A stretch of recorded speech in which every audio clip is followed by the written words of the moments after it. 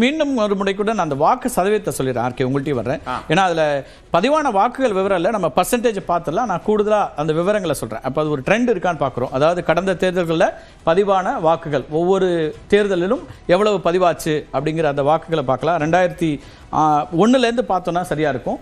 பதிவான வாக்குகள் ஏற்கனவே ப்ளே பண்ணது நம்ம ஏற்கனவே 2001 சொல்லக்கூடிய எண்ணிக்கை. எஸ், அங்கே இது 1962 இருக்குனாலும் நான் வந்து எண்ணிக்கைகளாக, அதாவது வாக்கு பதிவாகக்கூடிய வாக்குகள் கூடுவதை சொல்கிறேன். அதை பற்றின புள்ளி விவரம் இதில் இல்லை, நான் டேட்டாவாக சொல்கிறேன். 2001 59.07 இரட்டை இலை. அப்போ வந்து அதிமுக ஆட்சிக்கு வருது 2.8 கோடி பதிவான வாக்குகள். மொத்த வாக்குகள் அப்போ வந்து 4.74 இருந்துச்சு, அதில் 2.8 பதிவாகுது. அதுக்கு அடுத்து பார்த்தீங்கன்னா 2006 திமுக ஆட்சிக்கு வருது 70.7%.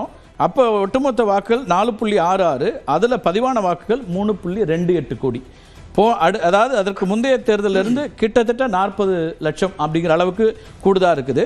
அதுக்கு பிறகு நம்ம 2011 பார்க்குறோம். 2011 77.8% அதிமுக ஆட்சி.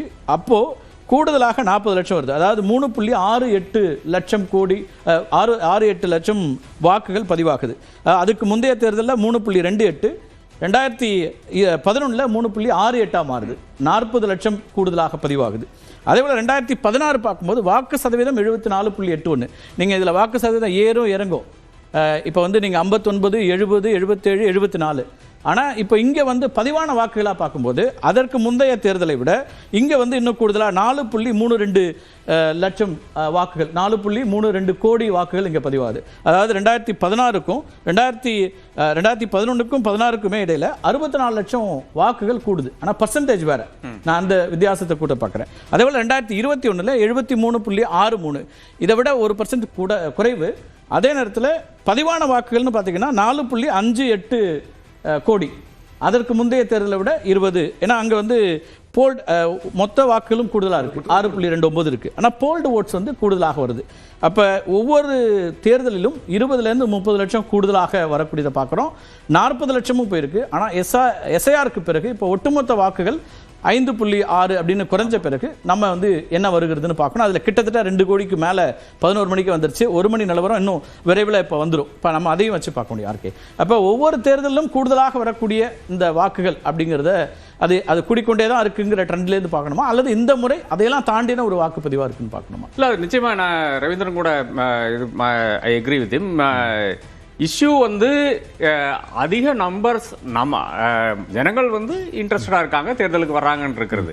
இப்போ வெரி இன்ட்ரெஸ்டிங்லி இப்போ 2026 இப்போ நம்ம இந்த நம்பர் தொட வேண்டும் என்றால், இல்லைன்னா ஒரு 80% கூட தொட வேண்டும் என்றால் அது பெரிய ஒரு நம்பர் வந்து வர வேண்டும். அதாவது இப்போ பாருங்க, 2021 நம்பர் வந்து 6.29 crore வந்த ஓட்டர்ஸ், மொத்த ஓட்டர்ஸ் இருந்தாங்க. அதில் 4.663 கோடி ஓட்டர்ஸ் வந்து ஓட் போட்டாங்க. அதனால் அதுதான் 73.63 அதான் நம்பர். அந்த நம்பர் வந்து வர வேண்டும் என்றால் 81.5% வாக்குப்பதிவு வர வேண்டும். அதாவது 2021 நம்பர்ஸ் வந்து 2027 வர வேண்டும் என்றால், 26 வர வேண்டும் என்றால் மினிமம் 81.5% வாக்குகள் வந்து பதிவாக வேண்டும். அதுதான் நிகரான நம்பர். அப்ப நீங்க சொல்ற விஷயம் என்னன்னு பாத்தீங்கன்னா டெஃபினெட்லி ஒரு இன்க்ரீஸ் இருக்குது. ஒரு 30 லட்சம் 40 லட்சம் கூடுதலாக வரும். அப்படி 40 லட்சம் கூடுதல் பாத்தீங்கன்னா ஏறத்தாழ 90% பதிவாக வேண்டும். அப்பதான் இருக்கு 88% இருந்து 90% மாறுவதற்கான வாய்ப்புகள் இருக்கு. அந்த 90% வந்தா தான் இந்த நேச்சுரல் இன்க்ரீஸே வரும். அப்போ இதுல வந்து பெரிய ஒரு இப்போ 2026 இருக்கின்ற முக்கியமான விஷயம் என்னன்னு பாத்தீங்கன்னா, ஒரு புது பிளேயர் வந்திருக்காரு, விஜய் வந்திருக்காரு இருக்கிறது. அவர் வந்து நிறைய யூத்தை வந்து ரோடுக்கு கொண்டு வந்திருக்கிறாரு. ஆனா அந்த ஓட்டு வந்து கன்வெர்ட் ஆயிருக்குதா, அவர் வந்து பூத்துக்கு வந்திருக்காரா என்பது நமக்கு நிச்சயமா. கடந்த தேர்தலை மட்டும் வச்சுட்டோம். 2021 தேர்தல்ல மொத்த வாக்குகள் 6.29 கோடி. அப்ப 2021 இதுக்கு முந்தைய சட்டமன்றத்தில் பதிவான வாக்குகள் 4.58 கோடி. அதாவது 73%, 73.63%. அப்ப 28 லட்சம் கூடுதலா இருந்துச்சு. இப்போ வந்து கடைசியா பதிவானது 4.58 கோடினா, இந்த முறை இன்னொரு 20-30 லட்சம் கூடுனா 4.88 கோடியாக இருக்கலாம். இது வந்து இந்த பேட்டர்ன்ல சேர்ந்து வருது. அப்படின்னு வரும்போது சதவீதமாக அது 88 வரதுக்கு வாய்ப்பு இருக்கு. 88ல இருந்து 90 வரலாம். ஆனா அது வந்து ஒரு பெரிய மாறுபாட்டை உண்டாக்குதா அப்படிங்கிறது தான் என்னோட கேள்வியா இருக்கு அந்த இடத்துல. இல்லை, என்னை பொறுத்தவரை அது பெரிய மாறுபாடு கிடையாது. இப்போ வந்து 2021 வந்து பதிவான வந்து 4.63 crore votes. அதான் 73.63%. அந்த நம்பர் வர வேண்டும் என்றால் இப்போ வந்து 80% வந்தா கூட 4.53 crores தான் வருகிறது. ஏறத்தாழ 10 லட்சம் ஓட்டு வந்து கம்மியா வருகிறது. அப்போ 4.63 அதுக்கு மேல வர வேண்டும் என்றால் 81.5% அதுதான் போன முறை வந்த நம்பரா இருக்குது. அதுக்கு நிகரான வாக்குகள் நிகரான வாக்குகள். இப்போ ஒரே ஒரு இடத்துல தான் நாம ஒருவேளை இது வந்து சேஞ்ச் வரும்னு பாத்தீங்கன்னா 2016ல மட்டும் தான் அந்த மாற்றம் வந்திருக்கிறது. ஒரு அன்யூஷுவல் அதிமுக மறுபடியும் வர ஒரு இடத்துக்கு வந்திருக்கிறது. அது வந்து ஒருவேளை அதிகமான வந்த வாக்குகள் வந்து மூன்றாம் ஃப்ரண்ட்டுக்கு வந்த வாக்குகளா இருக்கலாம் என்று நாம் இப்போ வித் பெனிஃபிட் ஆஃப் ஹைண்ட்சைட் வேணா சொல்லலாம். பட் அது உண்மையா இருக்க வேண்டிய அவசியமே கிடையாது. ஏனென்றால் இந்த முறை வந்து இதே நேச்சுரல் இன்க்ரீஸ் வர வேண்டும் என்றாலே உங்களுக்கு 90% வர வேண்டிய ஒரு கட்டாயம் இருக்கிறது. இந்த அதாவது போலிங் பர்சன்டேஜ் பிளஸ் அதாவது நம்பர்ஸ் வர வேண்டும் என்றால் polling percentage plus natural increase ரெண்டும் சேர்த்து வேண்டும் என்றால் 90% வந்தா தான் நமக்கு பேச முடியும். அப்ப என்ன புதிதாக அந்த நம்பர்ஸ் வந்திருக்கிறது, புதிதாக வந்த வாக்காளர்கள் பாத்தீங்கன்னா அது அதன் பிறகுதான் நமக்கு ஒரு டிசிஷன் எடுக்க முடியும். இப்போதைக்கு அப்படி ஒரு ட்ரெண்ட் காணவில்லை. இப்ப 45% என்றால் இது பார்க்கும்போது சில இடங்களில் வந்து 37 ஆவரேஜ் 37 பட் இருந்தாலும் 45% போயிருக்குன்னு பாத்தீங்கன்னா மேற்கு மண்டலத்தை பொறுத்த வரைக்கும் 4 மாவட்டங்கள்ல கூடுதலாக இருக்கு. ஆமா, ஓகே. அது வந்து அதுவும் ட்ரெண்ட் தான்றீங்க. புதிதாக இந்த வளமையா இருக்கும்.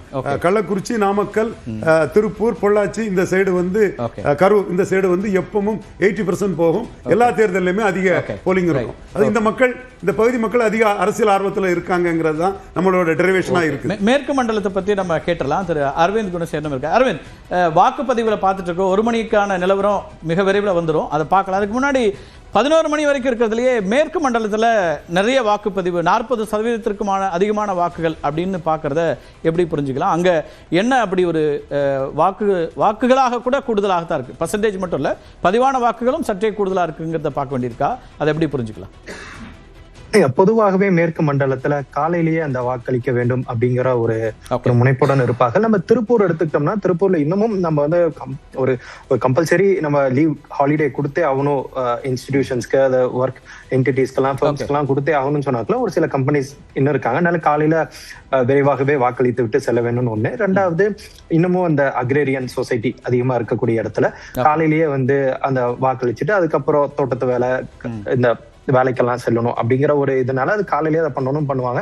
சோ அதோட தொடர்ச்சி தான் நம்ம அதை பார்க்கணும். எனக்கு ஒரு அப்நார்மலான வெஸ்ட்ல மட்டும் ஒரு அப்நார்மலான ஒரு ஓட்டிங் பர்சன்டேஜ் இருந்த மாதிரி எனக்கு தெரியல. பட் ஜென்ரலாவே நம்ம ஒரு ஷிஃப்ட பாக்குறோம். ஆல்மோஸ்ட் 55 lakh பீப்புள் 2021 கம்பேர் பண்ணும்போது 2026ல ஒரு 55 லட்சம் வாக்காளர்கள் அதிகமாக 11 மணி வாக்களிக்க வாய்ப்பு இருக்குன்றீங்க. ஆமா,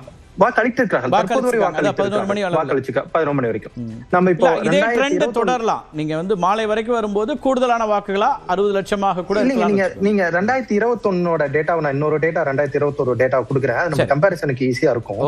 அந்த டேட்டா பாத்தீங்கன்னா காலை 2021 நான் சட்டமன்ற தேர்தல் சொல்றேன். காலை 9 மணிக்கு 14% இருந்துச்சு. 11 மணிக்கு 26%, 1 மணிக்கு 40%. அப்படின்னா 13% இன்க்ரீஸ் ஆயிட்டு வந்துச்சு. 13%, 13. அதனாலதான் 40. 1 மணிக்கு வரும்போது 40% வந்துச்சு. ஆனா இப்ப எப்படி வரும்னா 18 வருதுன்னு பாக்கோம். ஃபர்ஸ்ட் 9 மணி வரைக்கும் 18%. கடந்த முறை இப்ப எலெக்ஷன் கமிஷன் டேட்டா அப்படி பாத்தீங்கன்னா 8.41, 22.16, 38.73 இதெல்லாம் வந்து 1 மணி வரைக்குமானதுல வரதா இருக்கு. 38 இங்க 39 இருக்கு. என் கையில 39.8 இருக்கு. நீங்க வந்து 38.73 இதான் வந்து 39.8. Okay, or more or less 39. இப்ப நீங்க சொல்லக்கூடிய அந்த டிஃபரன்சஸ் தான் அதுல மாற்று கருத்துல ஒரு 13 வருது. அங்க இங்க நமக்கு வந்து 18 நமக்கு அதே மாதிரி நீங்க சொன்ன மாதிரி 3 மணிக்கு வரும்போது அது 53.95 அதே 13% தான். இங்க அதே 13% தான் வரும். ஆமா, அங்க பாத்தீங்கன்னா 15% அந்த நேரம். ஆமா, பட் இங்க பாத்தீங்கன்னா உங்களுக்கு அது 18 ஆரம்பிச்சிருக்கு. அது ஒரு காரணம், வெயிலும் ஒரு காரணமாக இருக்கலாம். நம்ம இப்போ ஒரு 55 லட்சம் வாக்காளர்கள் extra compared to last year அதிகமா வாக்களிச்சிருக்காங்க. இந்த 55மே புது வாக்காளர்கள் கிடையாது. கடந்த முறை வாக்களிக்காதவர்கள் இந்த முறை வாக்களிச்சிருக்காங்கன்னு நம்மளால சொல்ல முடியாது. ஒருவேளை சீக்கிரமா வாக்களிச்சுக்கலாம், வெயில் அதிகமா இருக்குன்னு கூட இருந்துக்கலாம். சோ அடுத்தது 3 o'clock 1 o'clock என்ன டேட்டா வருது, 3 o'clock எப்படி வருது, அந்த பேஸ் அப்படியே கண்டினியூ ஆகுதா. பட் மோர் ஆர் லெஸ் எனக்கு 85% கீழே அந்த போலிங் போவதற்கான வாய்ப்பு இருப்பதாக தெரியவில்லை. 5 கோடிக்கு அதிகமான நபர்கள் வாக்களிப்பதற்கான வாய்ப்பு மிக மிக அதிகமாக இருப்பதாகத்தான் தெரிகிறது. 5.7 crore 5 கோடி 88% அது வரலாம். 85 பிளஸ் 85 பிளஸ் ஃபார் ஷூர். போன முறை 73, இந்த முறை 85. அதுல எஸ்ஐஆர் ஒரு 8 to 10% எஸ்ஐஆர்னால வந்தா கூட மீதி ஒரு 2 to 3% நம்ம வந்து ஒரு இன்க்ரீஸ் பார்க்கிறோம். ஒவ்வொரு முறையும் அதான நடந்திருக்கு. இப்ப கடைசியா கேரளா, புதுச்சேரி, அஸ்ஸாம்ல பார்க்கும்போதும் அதே 2-3% கூடுதலாக இருந்ததை பார்த்தோம். கரெக்ஷனுக்கு அப்புறமும் 2 to 3% எஸ்ஐஆர் கரெக்ஷன்ல ஒரு 8 to 10% வரும். அதுக்கப்புறம் ஒரு 2% வரங்கிறது ஒரு ஆர்கானிக்கா நான் பாக்குறேன். இருந்தாலும் ஒரு 60-70 லட்சம் வாக்காளர்கள் நம்ம அப்படியே அடுத்த என்னோட கணிப்பு சரியா இருந்தா மேற்கு மண்டலம் எண்ணிக்கை ஒரு தடவை பார்த்தலாம். நீங்க ஸ்கிரீன்ல இருக்கிறது கூட பாக்கலாம். டேட்டா மட்டும் சொல்லிடுறேன். ஒரு மணிக்கான டேட்டா நான் பார்க்கும்போது ஒரு 70 லட்சம் வாக்காளர்கள் 70-72 வாக்காளர்கள் கடந்த முறை கம்பரோட அதிகமா இருப்பாங்க நமக்கு தோணுது. அதே டேட்டா இது ஆச்சுன்னா நம்ம 85% வருங்கிறது தான் என்னோட கணிப்பு. நீங்க வேற இந்த தொகுதியில குறிப்பா நீங்க உடுமலைப்பேட்டை, திருப்பூர் தெற்கு அல்லது இப்ப நம்ம குமாரபாளையம், திருப்பூர் தெற்கு, அவினாசி, பல்லடம், காங்கேயம் இதெல்லாம் பாத்தீங்கன்னா இப்ப குமாரபாளையத்துல 45.87%, திருப்பூர் தெற்கு 44.21%, அவினாசி 43.95, அதே போல பல்லடம், காங்கேயம். இதுல என்ன ஏதாவது ட்ரெண்டா பார்க்க வேண்டியிருக்கா? எப்படி இருக்கு அரவிந்த் இந்த டேட்டா? நம்ம குமாரபாளையத்தை முதல்ல எடுத்துக்கலாமே. குமாரபாளையத்தில் தான் தறி அதிகமா இருக்கும், ஹேண்ட்லூம்ஸ் அதிகமா இருக்கக்கூடிய இடத்துல. அதனால அந்த ஹேண்ட்லூம்ஸ்ல இருக்கிறவங்க அதெல்லாம் பாத்தீங்கன்னா இங்க வீட்லயே ஹேண்ட்லூம்ஸ் வச்சு நடத்தக்கூடியவர்கள். அது வந்து ஒரு நம்ம இந்த ரூல்ஸ் அண்ட் ரெகுலேஷன் இல்ல இன்னைக்கு லீவ் கொடுத்தே ஆகும் அப்படியெல்லாம் கிடையாது. அதனால காலையிலேயே வாக்களித்து விட்டு விரைவாக வாக்களித்து விட்டு அந்த தறி ஹேண்ட்லூம்ஸுக்கு போகணும் இருக்கக்கூடியவங்க. நீங்க அதுக்கப்புறம் திருப்பூர் வடக்குலயும் நம்ம அதே மாதிரி கொஞ்சம் டெக்ஸ்டைல் அந்த இது இருக்கக்கூடியது பாக்குறோம். Avinashi is an interesting thing. Avinashi வந்து நம்ம அவினாசியிலே 43.95% வாக்குகள் வந்திருக்கிறத பாக்குறோம். அதுக்கு அவினாசி ஏன் நம்ம கொஞ்சம் பிக்யூரா பாக்குறோம்னா தமிழ்நாட்டுல யங்கஸ்ட் கேண்டிடேட் ஃப்ரம் டிஎம்கே நான் நினைக்கிறேன்.